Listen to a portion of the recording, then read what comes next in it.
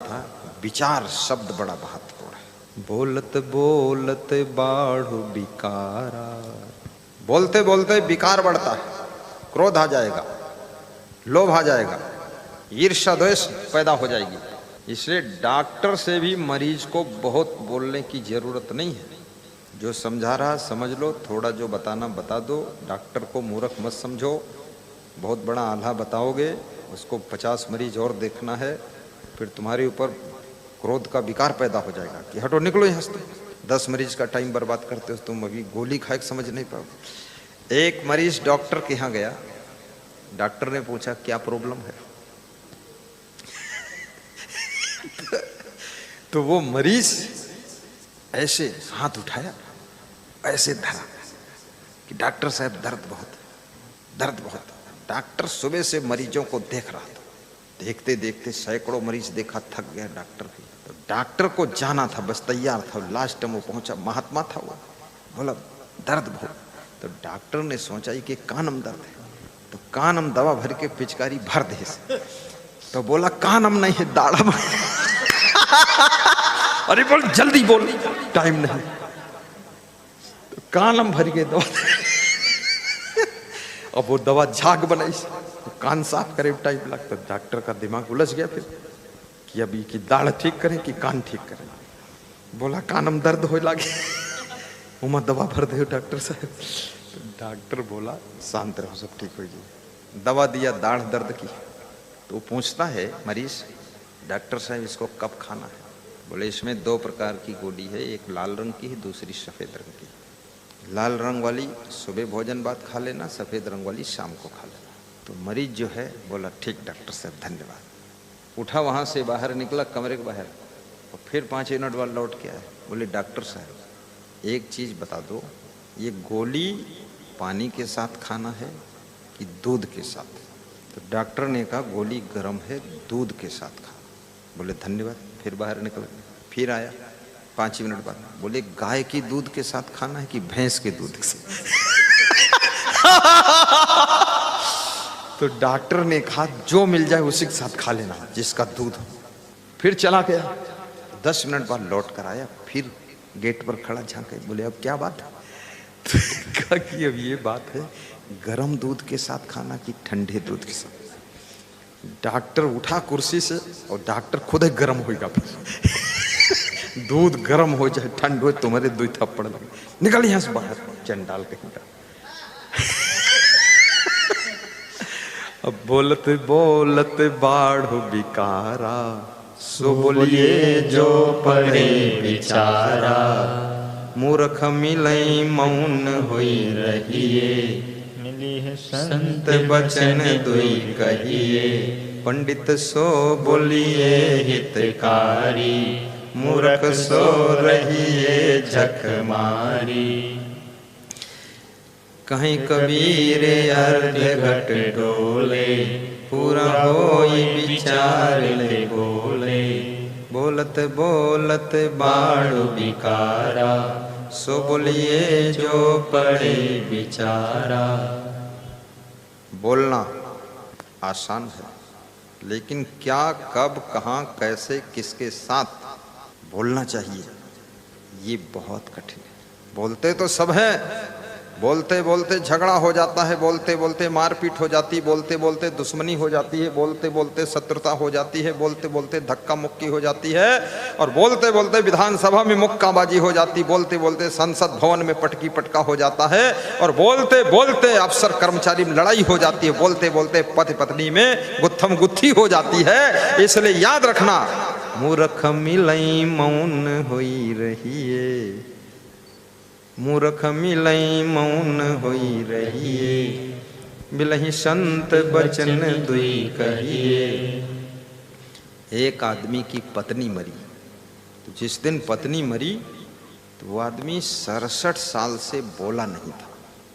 सबने समझ लिया था इसके बोलने का यंत्र खराब हो गया, बोलता ही नहीं था, कुछ भी नहीं बोलता था।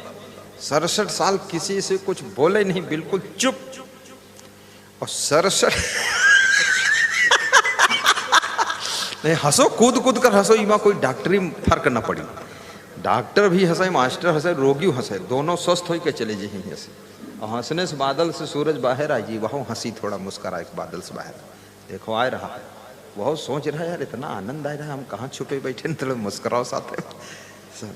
तो 67 साल के बाद जब पत्नी मरी, शादी के 67 साल बाद, तो उस दिन बोला उसने, क्या बोला कि मेरी पत्नी को सम्मान के साथ और शीघ्रता के साथ और फटाफट दफन करने में हे ग्रामवासियों मदद कीजिए, हे कुटुंबियों मदद कीजिए।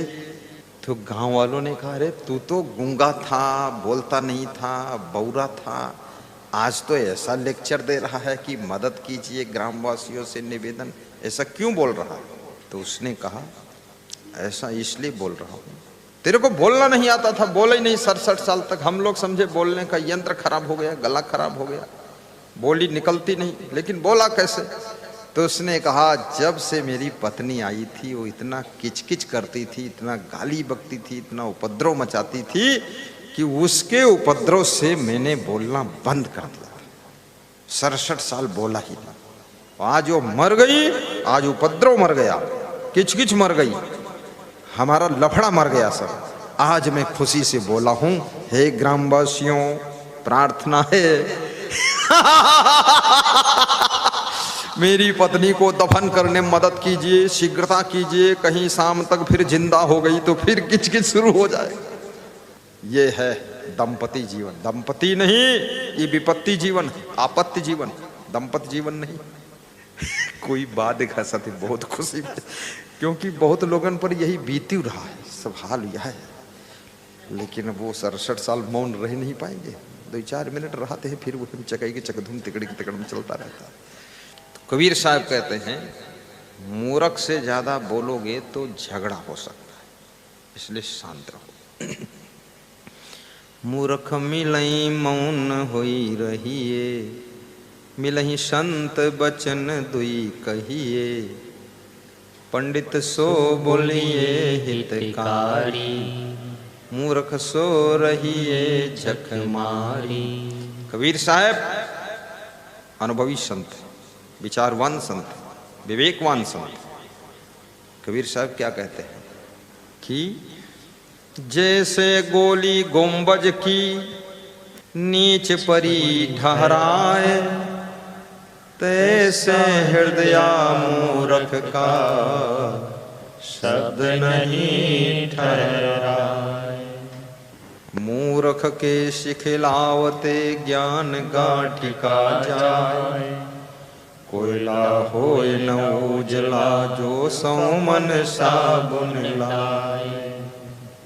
मूर्ख, और कभी कभी जो मूर्ख है ना वो तुमको मूर्ख समझता है। ऐसा भी विचित्र संसार। मूर्ख कहता है तुम मूर्ख हो, और ज्ञानी कहता है ये मूर्ख मूर्ख है। मूर्ख कहता है मैं मूर्ख हूं, तुम महामूर्ख हो। क्योंकि मूर्ख को वही पहचान पाएगा जो महामूर्ख होगा। बड़े कुतर्कना है लोगों में। लेकिन मूर्खता का अंत दुखों पर होता है। बहुत दुख मिलेगा मूर्खता को। मूर्खतापूर्ण आचरण मत करिए, मूर्खतापूर्ण व्यवहार मत करिए, मूर्खतापूर्ण वाणी मत बोलिए, मूर्खतापूर्ण व्यवहार मत करिए, और मूर्खतापूर्ण कर्म मत करिए। कदम कदम पर सावधान होकर के विवेक पूर्वक कार्य कीजिए, और जिसके पास विवेक है उसके पास दुख एक भी नहीं रह जाता है। विवेक सुख का सूरज उदय कर देता है। बुद्धि और विवेक दोनों में फर्क है। बुद्धि आपके पास होगी तो आप पूरी रामायण याद कर लो, लेकिन अगर नहीं है तो करने के बाद इंग्लिश। और बुद्धि आपके पास है तो मकान बना लोगे, डबल बेड खरीद लोगे, फ्रिज खरीद लोगे, टीवी खरीद लोगे, बीबी ले आओगे, सब हो जाएगा, पति पत्नी हो जाओगे, बच्चे हो जाएंगे। लेकिन यदि विवेक नहीं है तो डबल बेड में डबल दुख पाओगे और गृहस्थी नरक हो जाएगी। इसलिए बुद्धिमानों को भी सोचना चाहिए। कोई व्यक्ति ना बेडरूम से सुख पाया है, ना गृहस्थी से सुख पाया है, न धन से सुख पाया है, न मकान दुकान से सुख पाया है, न गाड़ी से सुख पाया, न साड़ी से सुख पाया है। सुख जब मिलेगा जब आपकी बुद्धि में विवेक उदय होगा, और जब विवेक उदय होगा तो आपका हृदय संतोष से भर जाएगा, और जहां संतोष है और विवेक है वहीं सुख का सागर लहराता है। सदगुरु भगवान की जय। बोलिए सदगुरु भगवान की जय। संतोषामृतृपतानां तत्सुखम शांतचेतसां न च तद्धन लुब्धानां इतश्च एतस्य धावताम्। एक स्त्री ने खीर बनाया, मेहमानों ने खाया, घर के लोगों ने खाया। ये बुढ़ानपुर की कथा है, सत्य घटना। और जब उस स्त्री के खाने का नंबर आया तो खीर खत्म हो गई। तो उसके छोटे बेटे ने कहा कि मम्मी आप तो केवल दाल चावल सब्जी रोटी खा रहे हो, खीर नहीं लिया मम्मी तुमने। तो उन्होंने कहा बेटा आज मैं खीर का व्रत हूँ। व्रत हो तो बनाया क्यों? इसलिए बनाया कि सब लोग व्रत नहीं है उनके लिए बनाया था, खीर का व्रत। तो उस बच्चे ने अपने पिता से कहा पापा मम्मी खीर का व्रत है, सबने खीर खाया, मम्मी खीर नहीं खा रही, तो इनका व्रत तोड़वा दो।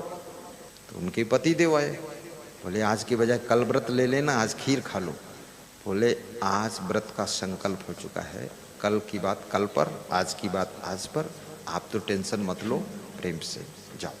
दाल चावल सब्जी रोटी खाकर वो स्त्री मुस्कुरा रही है जिसने खीर बनाया 50 किलो, सबको खिलाया, सबने खाया, घर वालों ने खाया, पड़ोसियों ने खाया, मेहमानों ने खाया, पर उसके खाने के लिए नहीं बची। तो छोटी बेटी ने कहा मम्मी खीर तो है ही नहीं, आप व्रत रहे या न रहे। तो बोले तू तर्क मत कर, मैंने संतोष की खीर खा लिया है, मुझे बहुत बड़ी खुशी है, मुझे कोई दुख नहीं। संतोषामृत तृप्ता नाम, जिसके पास संतोष है वो सदैव तृप्त रहता है। निर्धनिक कछु धन चाहे, धनिक चाहे विशेष, विशेष हूँ विशेष चाहे हो वन चाहे नरेश, नरेश चाहे इंद्र पद इंद्र चाहे रणजीत, असुर चाहे सुरपति बनन यह तृष्णा की रीति।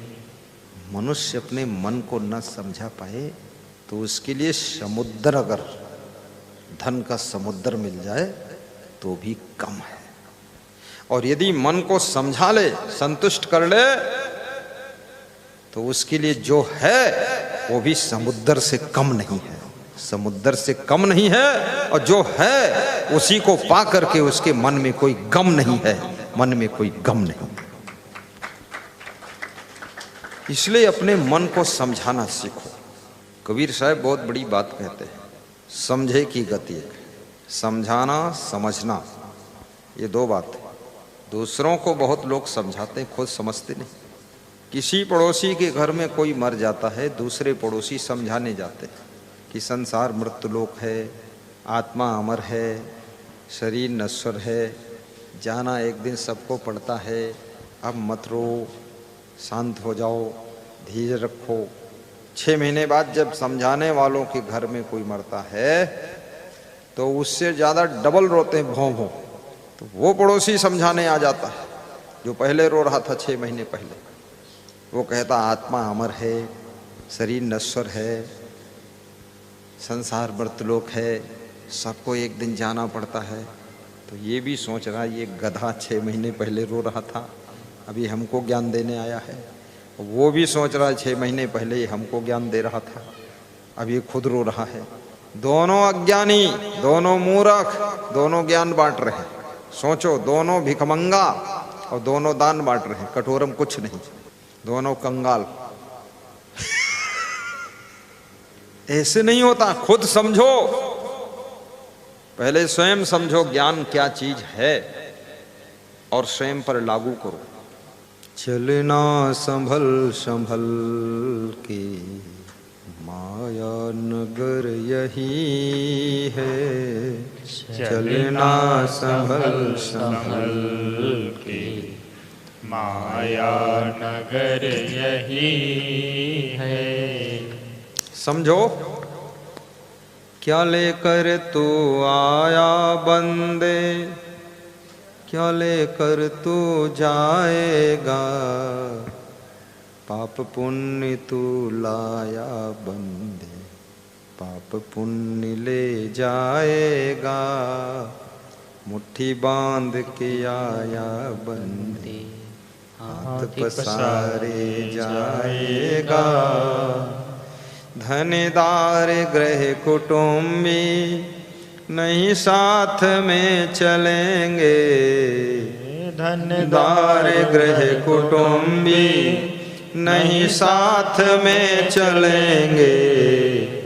अच्छी बुरी कमाई साथी तेरा वही है। इसलिए याद रखना, धन की कमाई, संपत्ति की कमाई, जमीन की कमाई, ये सब छूटेगी ये संपत्ति यहाँ की यहीं पर, तेरे कमर में ना धेला रहेगा। अरे मन ये 2 दिन का मेला रहेगा। कौन चिंता कर रहा तुम्हारी परवाह? जगत का झमेला। तुम जितना सोच रहे हो कि मैं ही ये दुनिया चला रहा हूं, ये दुनिया सोच रही है तुम कोई काम के नहीं। मुझे यारों ने नहला के कफना दिया, 2 घड़ी भी न बीती कि दफना दिया। टूट जाते ही दम कौन करता है गम, कर चले हम सलाम आखिरी आखिरी वक्त है, आखिरी सांस है आखिरी। जिंदगी का पयाम आखिरी आखिरी वक्त है, आखिरी सांस है आखिरी। कौन करता है गम टूट जाते ही दम, कर चले हम सलाम आखिरी आखिरी। सहारा इंडिया के मालिक सुब्रत राय की मृत्यु हुई, दफन में पत्नी भी नहीं आई, जिसके लिए छल कपट बेईमानी पाप करके धन कमाया, जिसके कारण वो जेल में सड़ते रहे, वो भी दफन करने नहीं आए। जिन बेटों के लिए धन कमाया, धन लेकर विदेश चले गए, वो भी दफन करने नहीं आए, बोले आने में असमर्थ हूं। और जिस अमिताभ बच्चन के दिवालिया होने के लिए उन्होंने बहुत धन दिया था उसको बचाया, वो अमिताभ बच्चन भी उनको मिलने नहीं गया। ये स्वार्थी संसार में चक्कर में पड़ करके भक्ति मत छोड़िए। याद रखना, आपकी असली कमाई तो वही है, भक्ति भजन सत्संग सुमिरन, इसको कर लीजिए। बाकी तो आपके जीते जी सब छोड़कर किनारे हो जाएंगे और कोई सहारा बचने वाला नहीं है। ये सुब्रत राय की दशा देख लीजिए। ज्यादा होशियार मत बनिए, खबरदार। कुछ लोग सोचते हैं अरे सुब्रत राय, हम तो व्रत राय हैं। अरे तुम्हारा तो बहुत हाल खराब होने वाला। टूट जाते ही दम कौन करता है गम, कर चले हम सलाम आखिरी आखिरी। सासू मर गई, पायल पांव से निकाली जा रही, बहुएं निकाल रही, कंगन निकाले जा रहे सोने के, गले का हार निकाल लिया बहुओं ने, नथुनी निकाल लिया, कान के कुंडल निकाल लिया, नाक का फूल निकाल लिया, और सब बंटवारा हो रहा है। कौन कितना पाएगा? तीनों बहुएं बांट रही। सासू की लाश पड़ी है तो छोटी बहू कहती है अंगूठी पहले रहे, वह कहाँ है? अंगूठी ढूंढो। अंगूठी ढूंढी, अंगूठी नहीं मिली, कहीं कौन अंगूठी छिपाई से लड़ाई शुरू हो गया। सासू मरी पड़ी, अंगूठी की लड़ाई शुरू। अंगूठी की लड़ाई में है, अंगूठा तोड़ दी आपस में।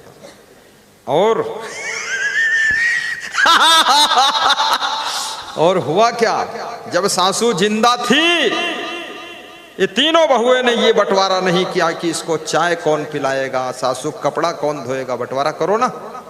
सासू को बिस्तर कौन लगाएगा, सासू को मच्छरदानी कौन लगाई, इनकी कटोरी कौन मांजी, सासू की चप्पल ढूंढी कौन लाई। कोई बंटवारा नहीं कर रहा है, लेकिन सासू के अंगों पर जो जेवर था वो निकाल कर बंटवारा हो रहा है। ये बेईमानों के चक्कर में मत फंसो, भक्ति करो, धर्म करो और अपनी जिंदगी को धन्य करो। बोलिए सदगुरु भगवान की जय। होश में आ जाइए, बेहोशी छोड़िए। मध्य प्रदेश गाडरवाड़ा के एक द्विवेदी जी मिले मुझको, बोले सारा नगर बेहोश है ये। तो हमने कहा अभी तक होश ही नहीं आया, यहाँ तो रजनीश पैदा हुए थे। बोले ऐसे इस रजनीशों को बेहोश कर दे ये नगर में ऐसे। बोले उनका तो ऐसी की तैसी कर दी लोग, ये को आदमी नहीं समझे इस बात। मुझे यारों ने नहेला के कफना दिया। दोस्त यार मित्र घर परिवार ने जिन्होंने जिंदगी में स्नान नहीं कराया, वह लोग मरी हुई लाश को स्नान कराते हैं और कहते हैं अब आखिरी मौका है, सब लोग स्नान करा लो। एक गिलास पानी नहाने के लिए नहीं दिया था। बूढ़ा बाप हैंड पंप में ऐसे चलाता था, हैंड पंप की वो कील बोल्ट निकल गया तो वह गिर पड़ा, चोट खाएगा। एक बाल्टी भर के नहीं दिया बेईमानों ने। अब उस मुर्दे लाश को नहलाने आए और 2 घड़ी भी ना बीती, कफन लपेट दिया, दफन कर दिया। फटाफट राम राम सत्य है, जिंदगी भर झूठ बोलते रहे, अब राम राम सत्य बताते। मुझे यारों ने नहला के कफना दिया, 2 घड़ी भी न बीती कि दफना दिया। टूट जाते ही दम को निकलता है गम, कर चले हम सलाम आखिरी आखिरी कर चले हम सलाम आखिरी आखिरी।